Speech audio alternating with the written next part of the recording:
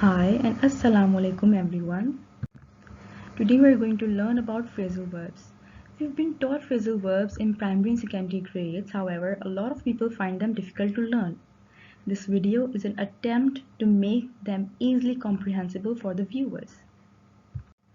The contents covered in the video include definition, use of phrasal verbs, difference between phrasal verbs and prepositional phrases, types of phrasal verbs, polysemy of take-up, and a quick activity in the end, test yourself.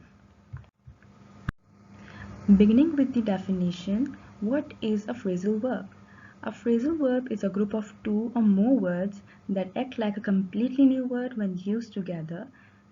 Phrasal verb is formed by using a verb followed by an adverb or a preposition. For example, last month the petrol prices hiked up, leaving Pakistanis fretful. Hiked up means to increase drastically. Now let's look at the second example. The rain caused the roof of the old building in Sadr to crash down. To crash down means to fall. Now let's look at the use of phrasal verbs. Phrasal verbs are mostly used in informal written or spoken English. Similarly, to sound formal, we use single word equivalents of phrasal verbs. To give you a clear idea, the police need to look into this matter. We see look into is a phrasal verb and it somehow is in informal tone. The police need to investigate this matter. Investigate is a single word equivalent used in place of look into, and it delivers a formal tone.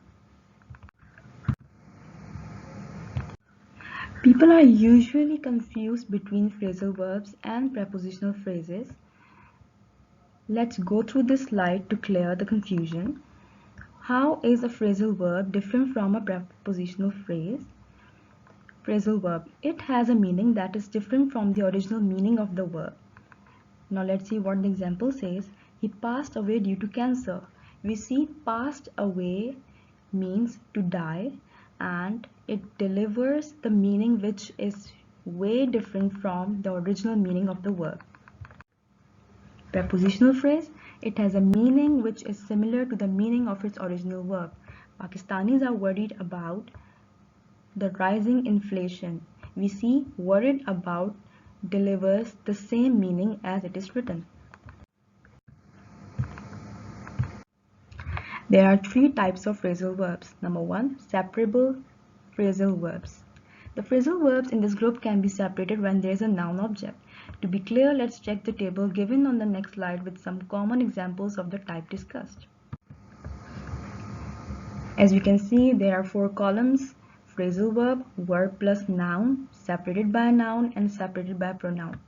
The first example says put on, which means to wear. How can it be written?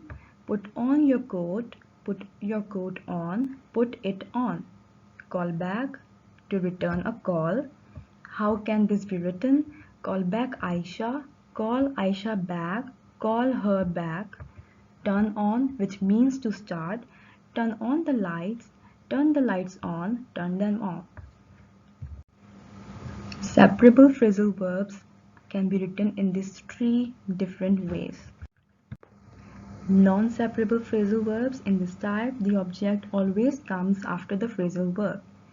We see there is no interference of noun and pronoun between the phrasal verb. There are three columns, as you can see.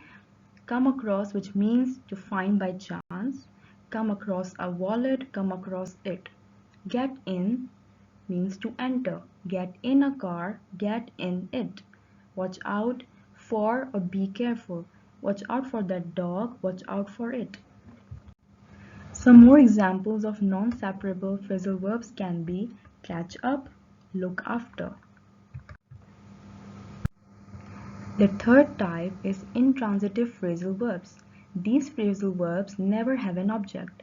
Some examples include my car broke down, hurry up or we'll be late, what time do you usually get up? We see there is no object after these phrasal verbs. So they are called intransitive phrasal verbs. Now here is an important thing to learn. Polysemy of take-up. Polysemy means any word or a phrase that contains multiple different meanings. Here are four examples which deliver different meanings of the phrasal verb take up. The first one, we'll take up where we left off. Here, take up means to restart or begin again. B. Buying a car took up all my savings. Here, took up means consumed. C. A sponge takes up water. Here, takes up means absorbs. We took up his offer last year. Here, took up suggests to accept. As we have covered the whole topic, here is a quick activity to test yourself. Question 1 says, read the following sentences and come up with a suitable phrasal verb for each from the given brackets. Please use comment section to answer. Number 1. He dashed his shoes while entering the masjid. Put out, took off, threw up.